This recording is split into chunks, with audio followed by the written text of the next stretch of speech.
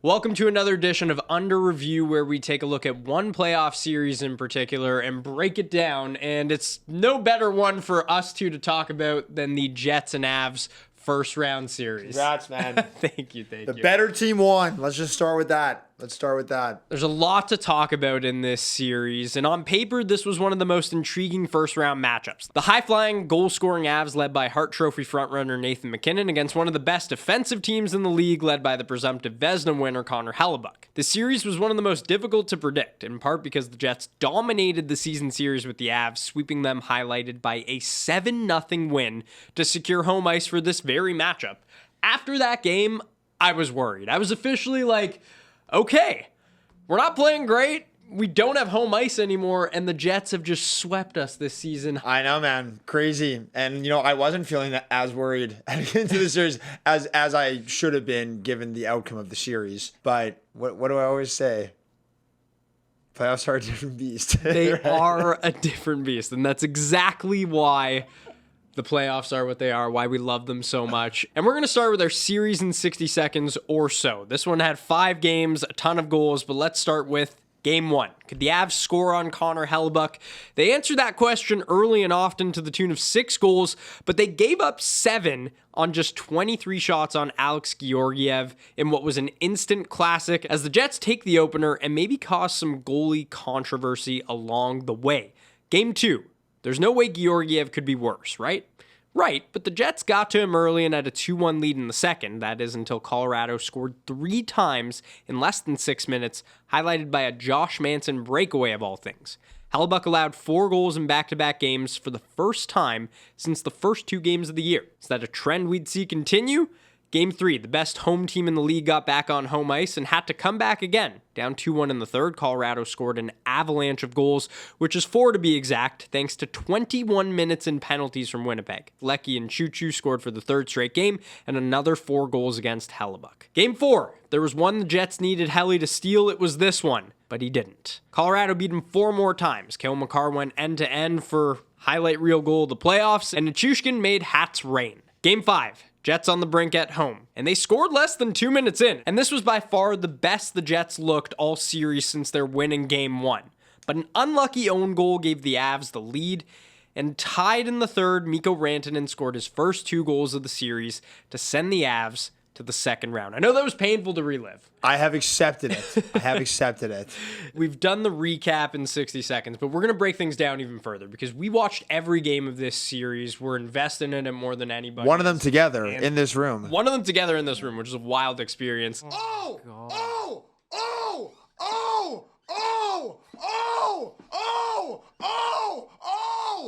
you like that, Luca?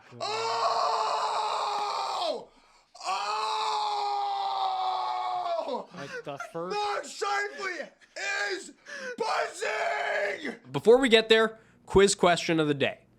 Val Nichushkin, one of the best players in this series, scored in all 5 games, along with Arturi Lehkonen.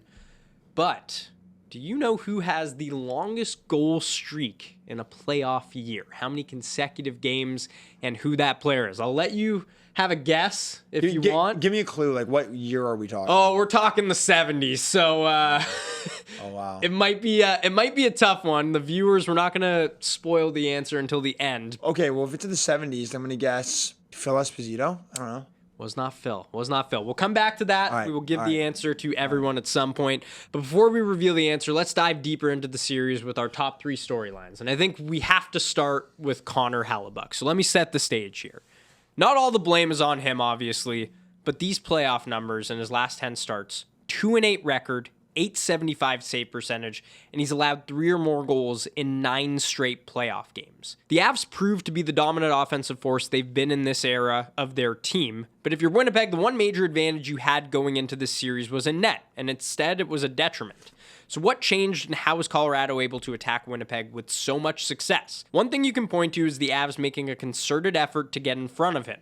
According to Mike Kelly, the Avs scored 10 of their 28 goals with a screen, the most of any team in the playoffs. And even Hellebuyck talked about that in his end of the season presser, saying, he didn't feel like he saw about half of Colorado's goals. So that's something that obviously the Avs did a lot of work on going into the series, and you could see that concerted effort to do that. The most difficult thing, I think, watching Helly often and whenever he does it in a lot of goals is that the Jets just get thoroughly outshot in so many games.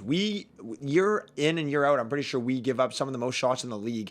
There were some goals that we're kind of accustomed to seeing Helly save that we didn't. Obviously, the Kill McCarr goal was so beautiful, but like Helly usually has those saves, and I don't know. At some point, and you have to say this isn't a coincidence. This is dating back to several playoff games that Helly is just, I don't know, when the lights are shining brightest, he's just kind of gone to sleep a little bit. He just looked a little overwhelmed in his crease. He looked a little scared. The fact that they scored 10 screen goals or tip goals, like that was clearly a strategy coming in that they deployed perfectly. But I also think they have some of the best kind of tippers in the NHL, like Nichushkin, Lehkonen in front, really good with their sticks, Rantanen as well. And their offense really funnels through their defensemen, which is Sean Walker, which is Taves, which is McCarr, getting point shots through. And those guys are such offensive-minded players and offensively gifted that they can get those shots through.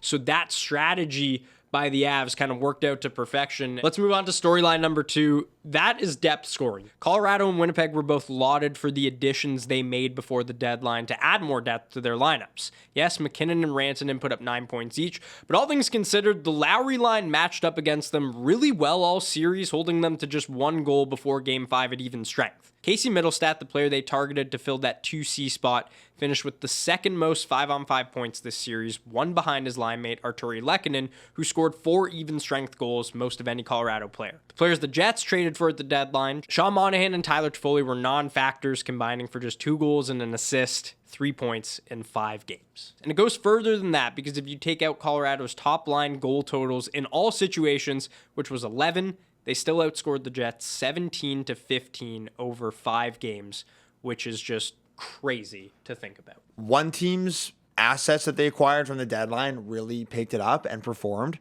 The Jets, guys who were great for us during the regular season, Toffoli and Monahan, snoozers. They did not play well that series at all.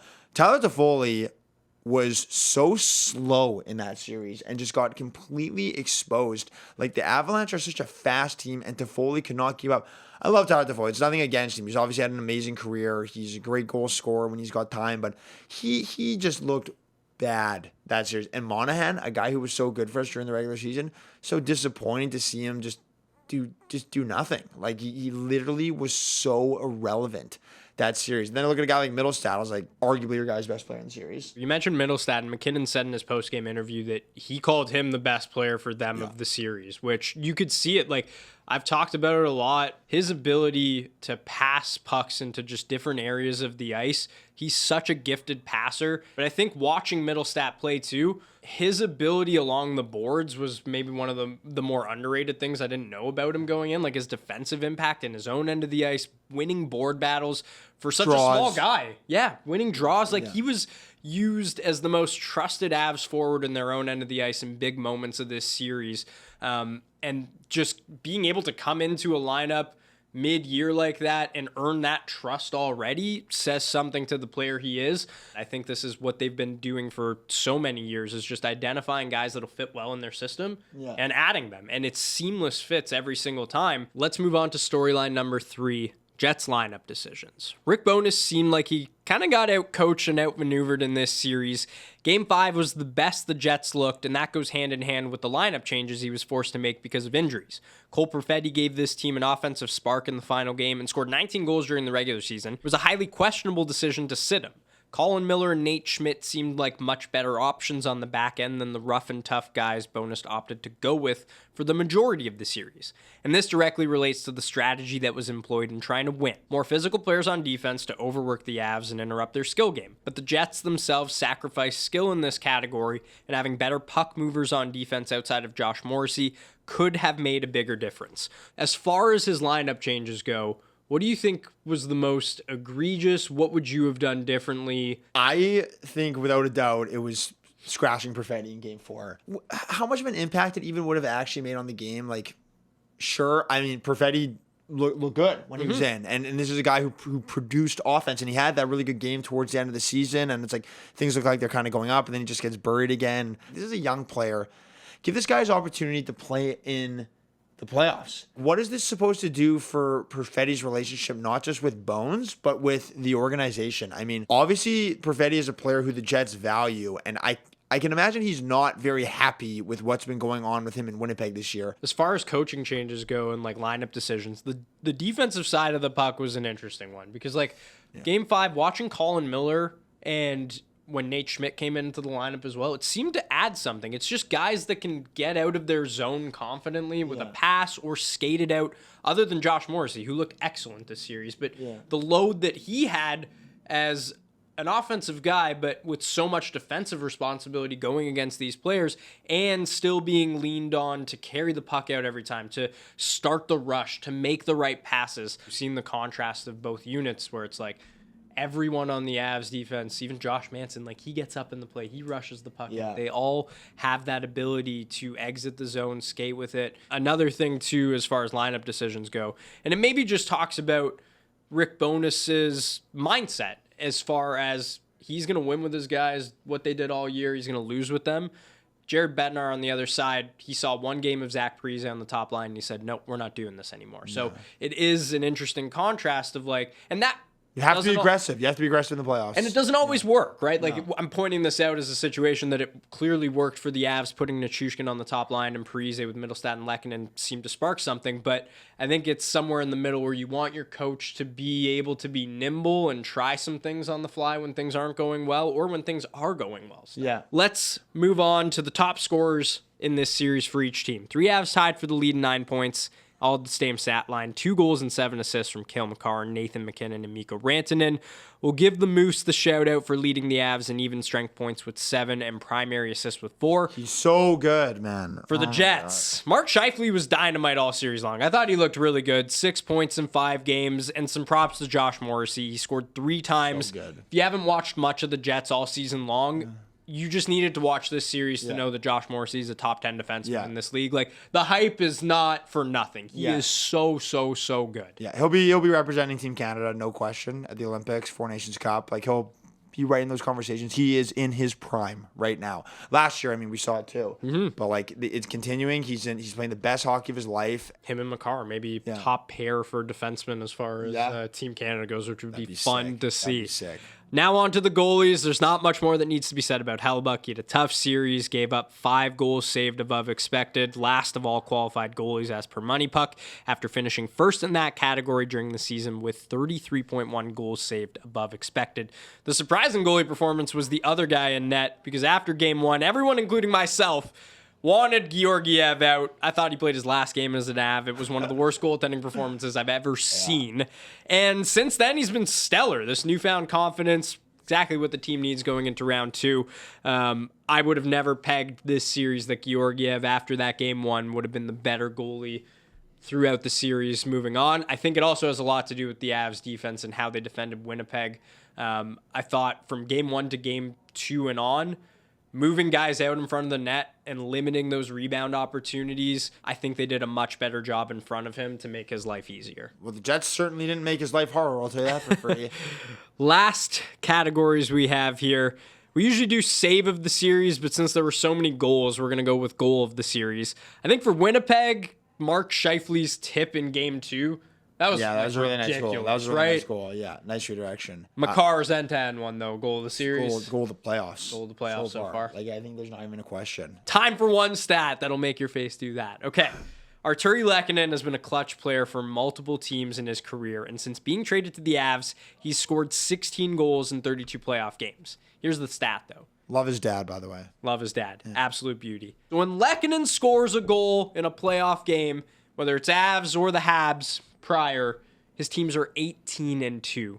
Lost Game 1 in this series. That's one of the losses. Wow. And the other one was a Rangers game in overtime for the Habs. So when he scores, man, chances are the Avs are going to win, which is unreal if you're an Avs fan. If you're not, then sucks to be you. Answer to the quiz question.